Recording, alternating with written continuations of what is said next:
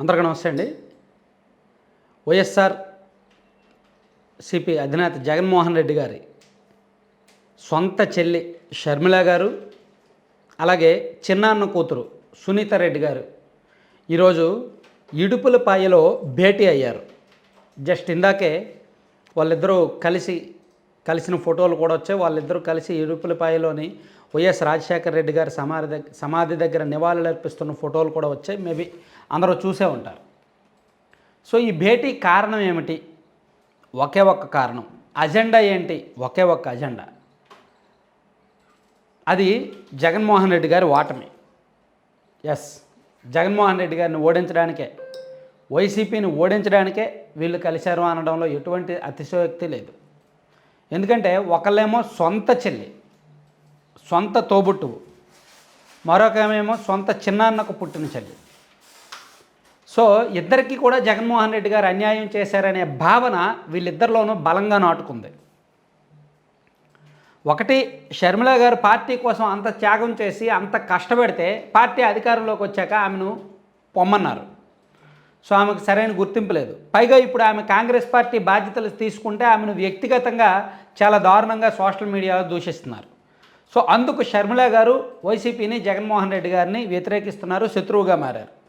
ఇక సునీత రెడ్డి గారిని కూడా అంతే. షర్మిల గారిని ఎంతగా అయితే మానసికంగా వేధించారో సునీత రెడ్డి గారిని అంతకంటే ఎక్కువగానే మానసికంగా వేధించుంటారు బహుశా. ఎందుకంటే సునీత రెడ్డి గారు అడిగింది ఒక్కటే, నా తండ్రి మరణానికి కారణమైన వారిని శిక్ష పడేలా చేయండి, నా తండ్రిని చంపిన వారిని శిక్షించండి, అది మాత్రమే అడిగారు సునీత రెడ్డి గారు. సో దాన్ని, ఆ కేసుని 2019 ఎన్నికల్లో రాజకీయంగా వాళ్ళకు అనుకూలంగా వాడుకొని చంద్రబాబు గారే చేయించారు, టీడీపీ వాళ్ళే చేయించారు అని చెప్పి తెలుగుదేశం పార్టీ మీద విషయాన్ని నింపి చివరికి కేసు ఎటూ తేల్చలేదు. ఎవరైతే ఆ కేసులో ప్రధాన నిందితులుగా ఉన్నారో, ప్రధానంగా ఆరోపణలు ఎదుర్కొంటున్నారో వాళ్ళనే తెర వెనుక నుంచి కాపాడుతున్నారు అనే ఆరోపణ ఎదుర్కొన్నారు. సో అంటే ఎలా చూసినా సరే జగన్మోహన్ రెడ్డి గారి బాధితులు వీళ్ళిద్దరూ. సో వాళ్ళిద్దరూ కలిశారు. మరి బాధితులు ఇద్దరూ కలిశారు అంటే ఇంకేం చర్చ ఉంటుంది? వాళ్ళని, ఆ పార్టీని ఓడించడానికి జగన్మోహన్ రెడ్డి గారి గురించే చర్చ ఉంటుంది. అయితే సునీత రెడ్డి గారు కాంగ్రెస్లోకి వస్తారా లేదా అనే డౌటు అందరికీ ఉండొచ్చు.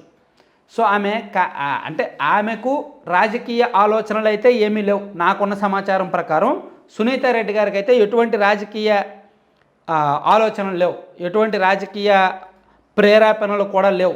కానీ ఆమె భర్త రాజశేఖర రెడ్డి, సునీత రెడ్డి గారి భర్త రాజశేఖర రెడ్డి గారిలో మాత్రం రాజకీయ పరంగా కొన్ని ఆలోచనలు ఉన్నాయి, కొన్ని టార్గెట్లు ఉన్నాయి, ఆయనకు కొన్ని లక్ష్యాలు ఉన్నాయి.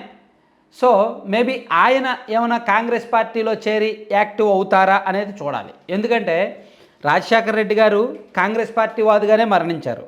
అలాగే రాజశేఖర రెడ్డి గారు మరణం తర్వాత కూడా వివేకానంద రెడ్డి గారు చాలా కాలం పాటు కాంగ్రెస్ పార్టీలోనే కీలకంగా పనిచేశారు. సో ఎంతైనా వాళ్ళ ఫ్యామిలీ మొత్తం కాంగ్రెస్ పార్టీ ఫ్యామిలీనే. సో అందుకని సునీత రెడ్డి గారికి రాజకీయాలు ఇంట్రెస్ట్ ఉంటే ఆమె కాంగ్రెస్ పార్టీలో చేరుతారు, అందులో ఎటువంటి ఆశ్చర్యం అవసరం లేదు. ఒకవేళ సునీత రెడ్డి గారు చేరకపోయినప్పటికీ ఆమె భర్త రాజశేఖర రెడ్డి గారు అయినా సరే కాంగ్రెస్ పార్టీలో యాక్టివ్ అవుతారు అనడంలో ఎటువంటి సందేహం లేదు. సో ఒకవైపు షర్మిల గారు, మరోవైపు సునీత గారు ఇద్దరూ కూడా కాంగ్రెస్ పార్టీలో యాక్టివ్ అయితే సొంత జిల్లాలో జగన్మోహన్ రెడ్డి గారికి ఖచ్చితంగా దెబ్బ ఉంటుంది. కడప అండ్ పులివెందుల అసెంబ్లీ నియోజకవర్గంతో పాటు కడప పార్లమెంటు పరిధిలో కూడా వైసీపీకి దెబ్బ ఉంటుంది.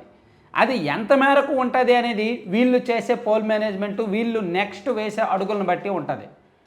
నెక్స్ట్ 2 నెలలు వీళ్ళు బాగా అగ్రెసివ్గా జనంలోకి వెళ్ళారు అనుకోండి, వైసీపీకి వ్యతిరేకంగా, జగన్మోహన్ రెడ్డి గారికి వ్యతిరేకంగా ఆ పులివెందుల, జమ్మలమడుగు, కడప ఆ ప్రాంతాల్లో పర్యటించారు అనుకోండి, ఖచ్చితంగా వైసీపీకి డ్యామేజ్ ఎక్కువ ఉంటుంది. లేదు వీళ్ళు కేవలం ఒక 2-3 ప్రెస్ మీట్లకు మాత్రమే పరిమితమై, 2-3 భేటీలకు మాత్రమే పరిమితమైతే తక్కువ డ్యామేజ్ ఉంటుంది. సో వైసీపీ మీద వ్యతిరేకతను వీళ్ళు ఎంతగా జనంలోకి తీసుకువెళ్తే వీళ్ళకి అంత బెనిఫిట్, వైసీపీకి అంత నష్టం. సో ఈరోజు మీటింగ్లో అయితే ప్రాథమికంగా డిసైడ్ అయింది అది. రాజకీయంగా సునీత గారిని కాంగ్రెస్ పార్టీలోకి షర్మిల గారు ఆహ్వానించారు. ఆమె ఏమీ కన్ఫామ్గా చెప్పలేదు. మేబీ ఆమె కూడా వచ్చినా రాకపోయినా ఆమె భర్త మాత్రం వస్తారు. ఇద్దరూ కలిపి కాంగ్రెస్ పార్టీలో పనిచేయడం ఖాయం. ఇద్దరూ కలిపి వైసీపీకి వ్యతిరేకంగా, జగన్మోహన్ రెడ్డి గారికి వ్యతిరేకంగా పావులు కదపడం అయితే ఖాయం. అక్కడ వరకు మనం ఖచ్చితంగా చేసుకోవచ్చు.